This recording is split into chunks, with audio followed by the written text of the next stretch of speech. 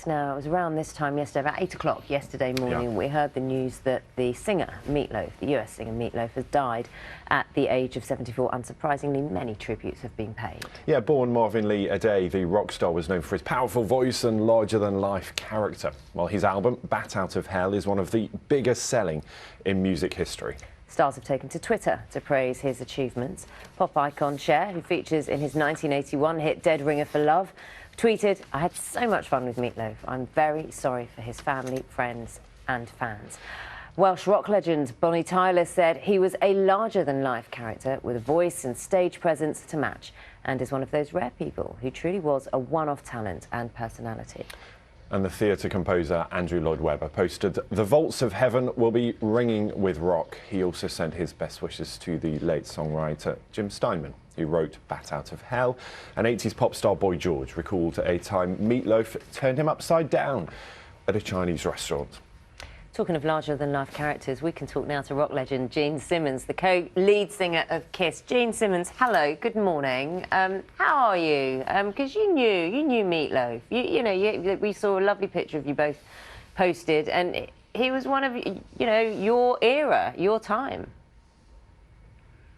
Well, yes, I knew Meat Loaf through the years, and in fact, once I gave up my penthouse in New York, I gave it to Jim Steinman, who wrote all those wonderful songs. And I know Pearl, his daughter.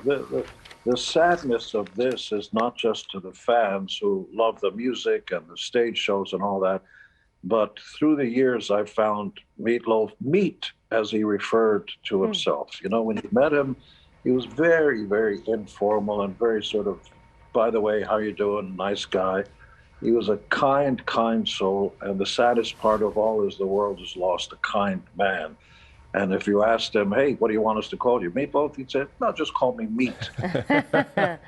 It was, just a very, very sad thing, and I sent my prayers and condolences to his family and Pearl, his daughter, who's happily married. I know this has got to be devastating, and, we all wish you the best. Absolutely. I mean, why was he your friend? Because obviously you would meet so many people in your industry and come across so many people, through work. But how did he become your friend? I met him in the early days. I was at Diana Ross's house, and I'd been going out with her at that time. And her former husband, Bob Ellis, apparently was managing Meat Loaf. So there was a outdoor soiree, hot dogs and sort of Americana, and Meat Loaf came by with his wife, and he said, "Hey, Gene, hey, it's Meat, and here's Leslie Loaf." He introduced her as Meat Loaf and Leslie Loaf. I'm Meat, she's Leslie, and it was very immediately you liked the person. There's the celebrity part of it, but you can't help but have liked him. And through the years, we'd run into each other.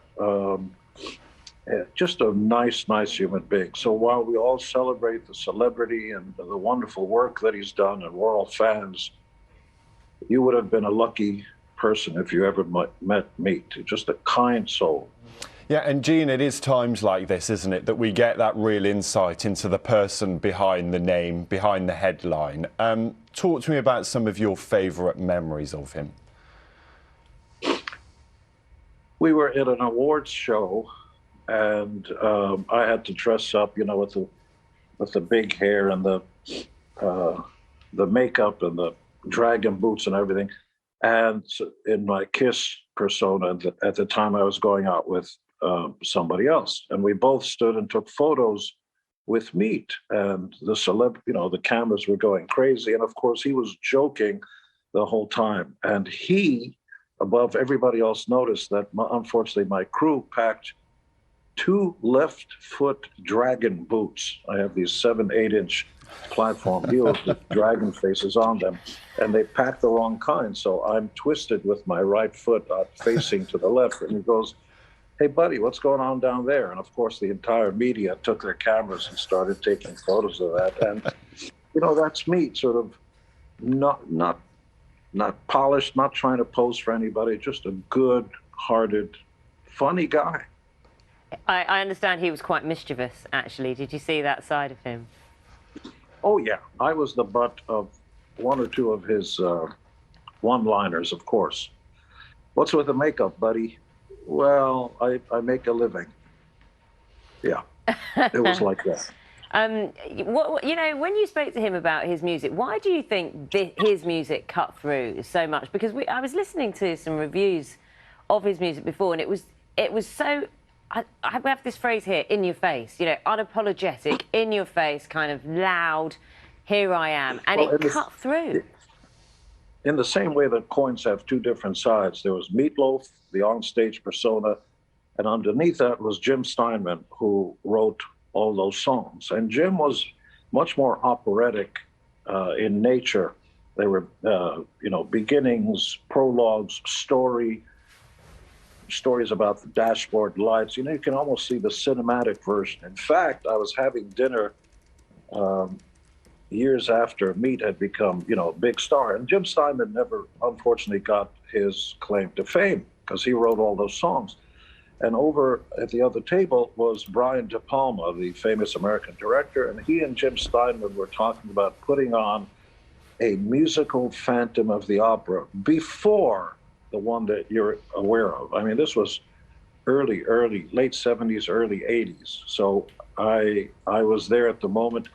But again, the sadness of all this is not so much about celebrity as far as I'm concerned, because I knew the person. The sadness is that a kind person has passed, and the world is worse off for him not being here. We're very mindful because, of course, he was your friend, and we know you're talking to us whilst grieving as well. So and for that, we are very grateful. Gene, he was still working, wasn't he? I understand he was working on another project. You know, he had so many ideas. He didn't stop being creative. He was working all the way until the end. The saddest part of all, and I wasn't there to hear all the specifics, is that it's been reported that Meat was anti-vax and had problems with wearing the mask. I hope to God that his passing wasn't due directly because of being unvaccinated or not wearing the mask. That would be the saddest part of all of it. Because, you know, it's difficult enough to lead a healthy life, especially if your loved ones and your fans. But the stupidity of this pandemic is that it affects everybody, no matter what your political beliefs. And I hope to God, Meat, the facts are coming out. I hope to God Meat didn't pass because of COVID. It appears some news sources are reporting that he had. Yes, some are, and of course, as yet, we don't have any confirmation about any of that.